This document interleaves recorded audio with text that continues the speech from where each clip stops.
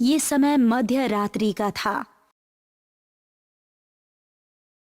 माधव अपनी कार से रंगपुर रोड से गुजर रहा था। अगर 10 बजे से पहले मैं घर नहीं पहुंचा तो बहुत प्रॉब्लम हो जाएगी। स्पीड बढ़ा देता हूँ। उसने एक्सेलरेट और तेज दबा दिया। तभी एक लड़की जंगल की तरफ से एक कच्चे रास्ते से भागती हुई उसकी कार के सामने आ गई। Oh shit! उसने ब्रेक लगाए, लेकिन तब तक उसकी कार उस लड़की को ठोक चुकी थी। माधव अपनी कार से उतरा और उसको देखने लगा। वो लड़की दिखने में काफी खूबसूरत थी। उसके माथे पर चोट आई थी और वो पूरी तरह से अपने होश में नहीं थी। हे भगवान, इसे कुछ हो गया तो मैं बहुत बुरी तरह फंस जाऊंगा। क्या करूं? माधव ने उस लड़की को अपनी कार में बिठाया और उसको एक क्लिनिक पर ले गया। इनके सिर पर बहुत जोर की चोट आई है। मैं दवाइयाँ दे रही हूँ, लेकिन फिर भी आप इनका सीटी स्कैन करवा लीजिएगा। डॉक्टर से दवाई लेने के बाद माधव उस लड़की को क्लिनिक से बाहर ले आया और उससे पूछा, माफ करना, मेरी वजह से तुम्हें चोट आ गई। तुम बताओ कि तुम्हारा घर कहाँ है? मैं तुम्हें छोड़ देता हूँ। मुझे कुछ याद नहीं है कि मैं कौन हूँ। मेरा घर कहाँ है? ये सुनकर माधव टेंशन में आ गया। अगर पुलिस को ये बात बताई कि मेरी कार से टकराने के बाद इसकी याददाश्त चली गई है तो पता नहीं मुझ पर कौन कौन से चार्जेस लग जाएंगे। इसको घर लेकर जाना ही सही रहेगा। माधव अब उस लड़की को लेकर घर आया और उसे एक कमरा दे दिया। सुनो, जब तक तुम ठीक नहीं हो जाती तुम यहाँ रह सकती हो और मैं तुम्हें छाया कहकर बुलाऊंगा, ठीक है? ठीक है। ये सुनकर माधव अपने कमरे में चला गया। हे भगवान, ये जल्द से जल्द ठीक हो जाए बस। तभी उसको कई कुत्तों के भौंकने की आवाज सुनाई दी। ये कुत्ते आज मुझ पर इतना भौंक क्यों रहे हैं? कार के पीछे भी इसी तरह भाग रहे थे। उसने खिड़की बंद कर ली और अपने कानों पर हाथ रखकर सो गया। उसके कुछ देर बाद छाया, जो कि अभी तक अपने कमरे में बैठी थी, अचानक से उसके शरीर में दर्द होने लगा।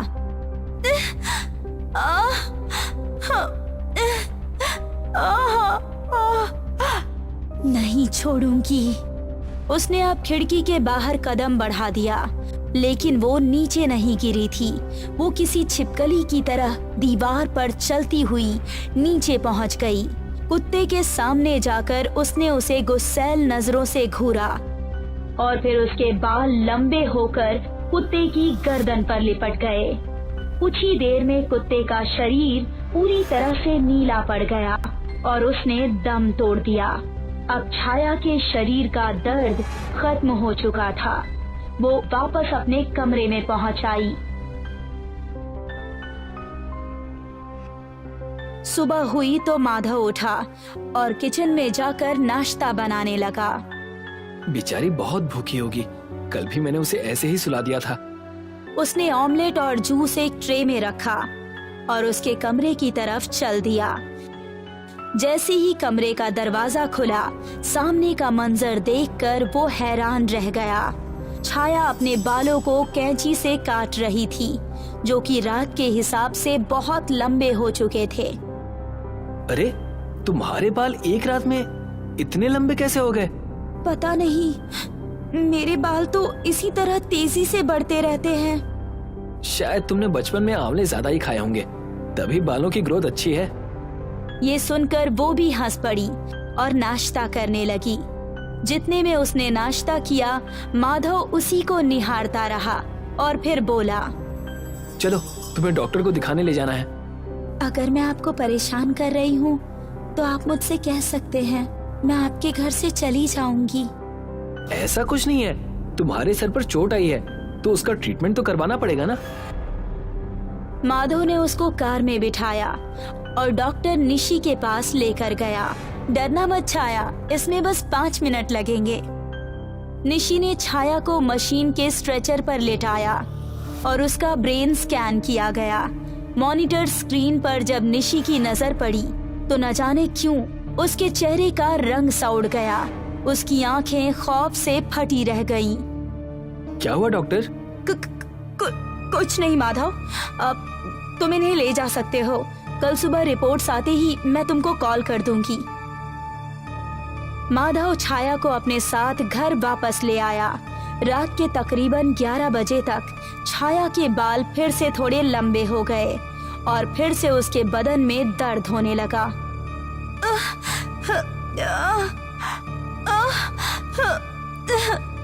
वो आज भी खिड़की से बाहर जाने के लिए तैयार थी। वो जमीन पर मुश्किल से रेंगती हुई खिड़की की तरफ बढ़ रही थी, लेकिन तभी माधव कमरे में आ गया और उसको दर्द में तड़पता देखकर परेशान हो गया। अरे छाया, क्या हुआ तुम्हें? जमीन पर क्या कर रही हो? माधव ने उसको बेड पर लिटाया। उसके बाद उसने उसकी कमर पर पेन किलर लगाया। छाया को उसका स्पर्श अच्छा लग रहा था और उसके दिल में माधव के लिए प्यार बढ़ता जा रहा था। उसने अचानक से माधव को अपने करीब खींच लिया और वो दोनों एक दूसरे में खो गए। कुछ देर बाद माधव सो चुका था। वो दोनों बेड पर थे और अब छाया के शरीर में दर्द बहुत ज्यादा बढ़ गया था। वो उसी तरह खिड़की से बाहर निकल गई। इस टाइम डॉक्टर निशी अपने कमरे में बैठी हुई किसी सोच में डूबी थी। किसी इंसान का दिमाग ऐसा कैसे हो सकता है? वो तो दिखने में एक आम लड़की जैसी लगती है। तभी उसको महसूस हुआ कि उसकी खिड़की पर कोई दस्तक दे रहा है। मैं 3rd फ्लोर पर हूँ, फिर खिड़की पर कोई कैसे नॉक कर सकता है? उसकी हिम्मत नहीं हुई कि वो खिड़की खोल कर देखे। तभी अचानक से खिड़की का कांच टूटा और छाया अंदर आ गई। निशी के दिल की धड़कनें तेज हो गई। तुम यहाँ खिड़की से कैसे आ सकती हो? छाया उसको खा जाने वाली निगाहों से देख रही थी। उसके बाल काफी लंबे हो चुके थे। वो निशी के करीब गई और उसके बालों ने निशी को किसी सांप की तरह जकड़ लिया। निशी का शरीर पूरी तरह से नीला पड़ गया और उसने दम तोड़ दिया। अब छाया को काफी अच्छा महसूस हो रहा था। वो फिर से घर पहुंची और माधव के बराबर में जाकर सो गई। सुबह माधव जब उठा तो छाया उससे लिपटकर सो रही थी। ये देखकर माधव का चेहरा खिल उठा। अब ये दोनों एक साथ पति पत्नी की तरह रहने लगे। रोजाना रात में छाया अपने बालों को काटा करती थी और माधव भी इस बात को लाइटली लेने लगा था। अब इस शहर में रोजाना किसी न किसी इंसान की मौत होने लगी। धीरे धीरे 3 महीने गुजर गए और छाया का पेट काफी बढ़ गया था और अब छाया मां बनने वाली थी। ये सुनकर माधव हैरान रह गया और बोला, ऐसा कैसे हो सकता है? अभी तो सिर्फ 3 महीने ही हुए हैं। वो सारी बातें बाद में कर लेना, मैं तुम्हें सारा सच बता दूंगी। माधव ने उसके दर्द को समझा और उसे तुरंत हॉस्पिटल लेकर गया। इन्हें जल्दी स्ट्रेचर पर डालो। कुछ डॉक्टर्स उसको स्ट्रेचर पर डालकर वार्ड में ले गए। तकरीबन 10 मिनट के बाद डॉक्टर बाहर निकले। मुबारक हो, आपको बेटी हुई है। ये सुनकर माधव को बहुत खुशी हुई और वो वार्ड में दाखिल हुआ। उसने देखा कि पालने में उसकी नवजात बच्ची लेटी हुई है। मेरी प्यारी बेटी। उसने उस बच्ची को चूम लिया और बेड पर पड़ी छाया को भी बहुत प्यार किया। अगली सुबह वो उन दोनों को घर ले आया। मैं तुम्हारा ध्यान रखने के लिए ना अपनी एक फ्रेंड को बुला लेता हूँ। उसने रिया, जो कि उसकी अच्छी दोस्त थी, उसे घर बुला लिया। तुम फिक्र मत करो और आराम से ऑफिस जाओ। मैं छाया और तुम्हारी बच्ची दोनों का ध्यान रखूंगी। थैंक यू रिया। ये कहकर माधव ऑफिस के लिए निकल गया। ऑफिस पहुंचने पर अब उसको फिर से वही बात याद आई।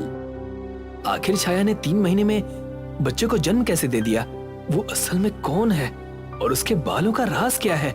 इस बात को हल्के में लेना ठीक नहीं होगा। छाया से जुड़े सारे रहस्य शायद उसी जगह पर खुल सकते हैं जहां वो मुझे मिली थी। शाम को ऑफिस खत्म करने के बाद माधव अब रंगपुर रोड के उसी कच्चे रास्ते पर पहुंचा जहां से छाया उस रात भागी आ रही थी। इस रास्ते के अंदर कुछ दूर आगे बढ़ने के बाद वो एक छोटे से गांव में पहुंचा, जहां बैठे कुछ लोग उसकी कार को अजीब तरह से देखने लगे। माधव कार के बाहर निकला और एक आदमी से बोला, देखिए, मुझे आप लोगों से कुछ बहुत जरूरी बात करनी है। क्या आप लोग मुझे थोड़ी जानकारी दे सकते हैं? उनमें से एक आदमी जो कि गांव का मुखिया था, वो बोला, क्या जानकारी चाहिए तुम्हें हम गांव वालों से? 3 महीने पहले क्या यहाँ से कोई लड़की गायब हुई थी? गायब नहीं हुई थी, भागी थी यहाँ से। क्या जानते हो उसके बारे में? अब माधव ने हिम्मत करके उनको सारी कहानी सुनाई।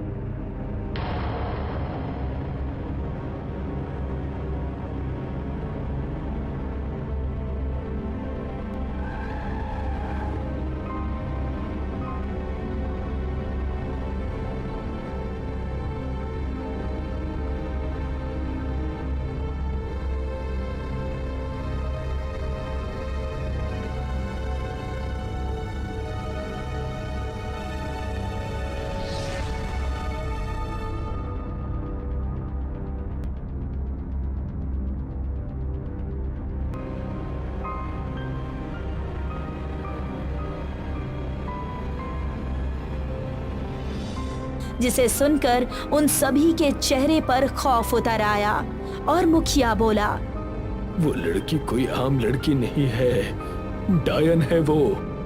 ये सुनकर माधव को झटका लगा। उसको यकीन नहीं हुआ कि वो इतने दिनों से एक डायन के साथ रह रहा था। आप ऐसा उसके बारे में कैसे कह सकते हैं? 2 साल पहले वो हमारे गांव आई थी। हमने भी उसको आम लड़की समझने की गलती की थी, लेकिन धीरे धीरे उसका असली रूप हमारे सामने आ गया था। वो एक ऐसी जहरीली डायन है जिसके शरीर में सैकड़ों सांपों से भी ज्यादा जहर है। उसके बाल रोजाना बढ़ जाते हैं, जिस वजह से उसको रोजाना अपने बालों को काट कर छोटा करना पड़ता है।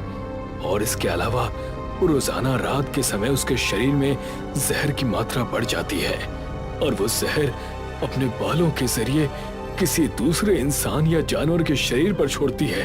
अगर किसी रात उसने ये जहर अपने बालों के जरिए किसी जीवित के शरीर पर नहीं निकाला तो ये जहर उसी की जान ले लेगा। इसीलिए उसे रोजाना किसी एक इंसान को मारना ही पड़ता है। ये सुनकर माधव की हालत ऐसी थी कि मानो काटो तो खून ना निकले। उसका शरीर सुन्न पड़ गया था। उसके कांपते होठों से एक स्वर निकला, रिया उसके साथ घर पर अकेली है, कहीं आज वो रिया की जान न ले ले। गांव के लोग उससे कुछ कहना चाहते थे, लेकिन उससे पहले ही वो वहां से निकल गया। वो बहुत तेज ड्राइव कर रहा था। उसको रिया की बहुत चिंता हो रही थी। जैसे ही वो घर के सामने पहुंचा तो उसे रिया की चीख सुनाई दी, छाया, छाया, ऐसा मत करो, ऐसा मत करो। रिया! वो अंदर गया तो रिया चीख चीख कर छाया के कमरे का दरवाजा पीट रही थी। रिया, रिया, तुम ठीक हो? हाँ, मैं ठीक हूँ, लेकिन पता नहीं छाया को क्या हुआ है। उसने अपने कमरे को बंद कर लिया और बुरी तरह से तड़प रही है। ये सुनकर माधव को अपने कानों पर यकीन नहीं हुआ। छाया, दरवाजा खोलो छाया। मुझे यहीं रहने दो माधव, मैं आपको नुकसान नहीं पहुंचाना चाहती। माधव ने अब तेज तेज लाते मारकर दरवाजा तोड़ दिया और उसने देखा कि छाया जमीन पर पड़ी तड़प रही है। उसका शरीर नीला पड़ता जा रहा है। छाया, तुम मुझे मारकर जिंदा रह सकती हो, अपना जहर मुझ पर निकाल दो। नहीं, मैं तुमसे बहुत प्यार करती हूँ माधव। मैं तुमको कैसे मार सकती हूँ? मैं अब किसी को खत्म नहीं करना चाहती। तुम बस हमारी बच्ची का अच्छे से ध्यान रखना। ये सुनकर माधव की आंखों से आंसू निकल पड़े। छाया खत्म हो गई।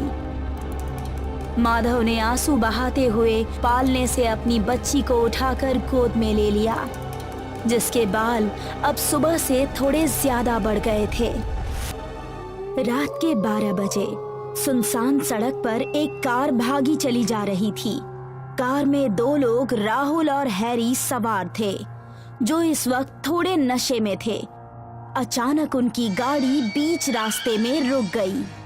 अबे क्या हुआ, गाड़ी क्यों रोक दी? अबे पागल है क्या, इतने सन्नाटे में क्यों गाड़ी रोकूंगा?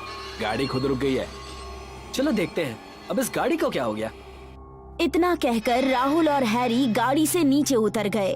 हैरी गाड़ी का बोनट खोलकर चेक करने लगा और राहुल उस जगह को गौर से देखने लगा। हैरी, ये जगह काफी जानी पहचानी लग रही है यार। राहुल की बात सुनकर हैरी नशे में बोला, अबे तुझे तो हर जगह जानी पहचानी लगती है। एक तो समझ में नहीं आ रहा कि गाड़ी में हुआ क्या है। लगता है किसी मैकेनिक को दिखाना पड़ेगा। अचानक तभी राहुल की नजर सामने की ओर चली गई। अचानक उसके चेहरे पर डर छलकने लगा। अबे अब तुझे क्या हो गया? राहुल ने अपनी उंगली से इशारा करते हुए कहा, अबे कार और कहीं नहीं बल्कि उसी कब्रिस्तान के गेट पर खराब हुई है। हाँ तो क्या हुआ? चल कोई मैकेनिक देखते हैं, वरना यहाँ की ठंड में हमारी कुल्फी जम जाएगी। यार हैरी, लगता है तू नशे में है। भूल गया 5 साल पहले ठीक इसी तरह हम नशे में थे और हमारी गाड़ी ठीक यहीं पर खराब हुई थी, और वो मैकेनिक और उसकी वो सुंदर पत्नी।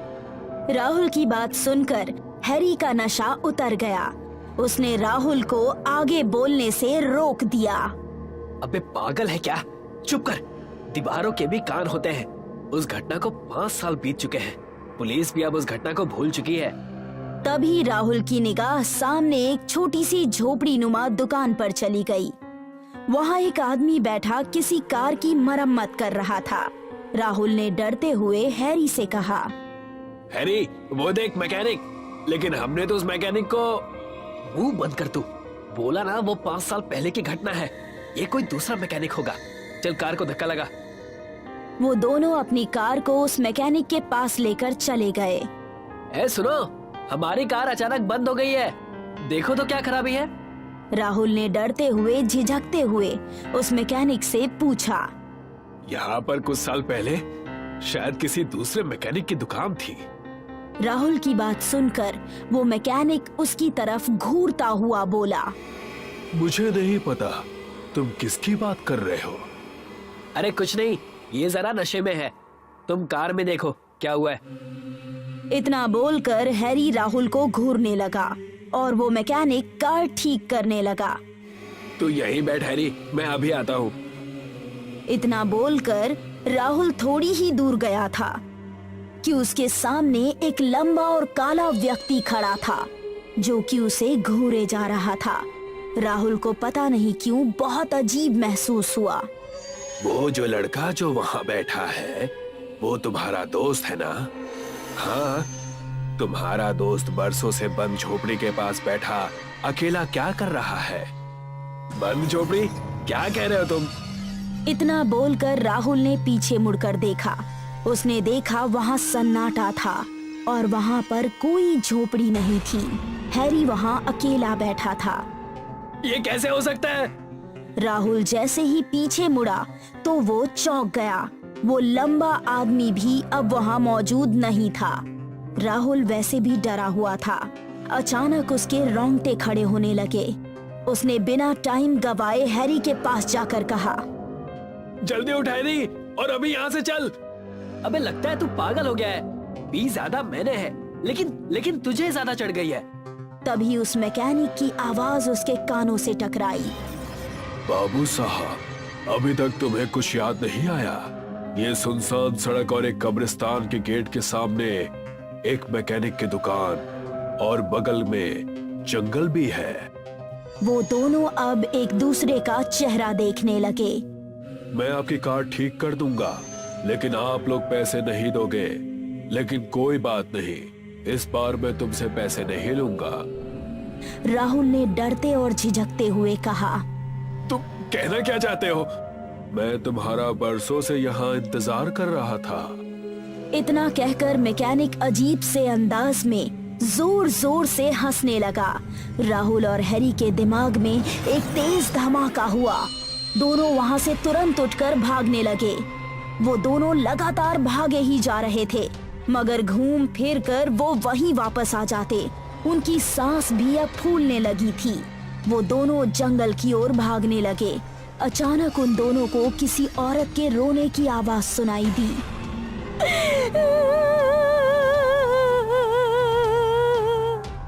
आवाज सुनकर उन दोनों के कदम अचानक रुक गए। दोनों ने देखा कि उस औरत ने अपनी सिर को नीचे किए लगातार रोए जा रही थी। कौन हो तुम और रो क्यों रही हो? पर उस औरत ने हैरी की बात का कुछ जवाब नहीं दिया, जैसे कि उसने हैरी की बात सुनी ही ना हो। हैरी ने चिल्लाकर कहा, अरे रो क्यों रही हो? 5 साल पहले उन 2 नशेड़ियों ने मेरे पति से अपनी गाड़ी ठीक कराई और जब मेरे पति ने उनसे पैसे मांगे तो उन दोनों ने मेरे पति को मारकर उनकी आंखें निकाल ली। जब उनकी नजर मुझ पर पड़ी तो उन कमीनों ने पहले मेरी इज्जत लूटी और फिर मुझे भी मार दिया। इतना बोलकर वो औरत चुप हो गई। पर ये सुनकर राहुल और हैरी के होश उड़ गए। तभी उस औरत ने अचानक से अपना सिर ऊपर किया और उन दोनों की तरफ उस औरत ने जैसे ही देखा, हैरी चीखकर डरते हुए बोला, तुम? ये कैसे हो सकता है? ये नामुमकिन है। अचानक उस औरत का चेहरा पूरा सफेद हो गया, जैसे उसके शरीर में खून की एक बूंद भी ना हो।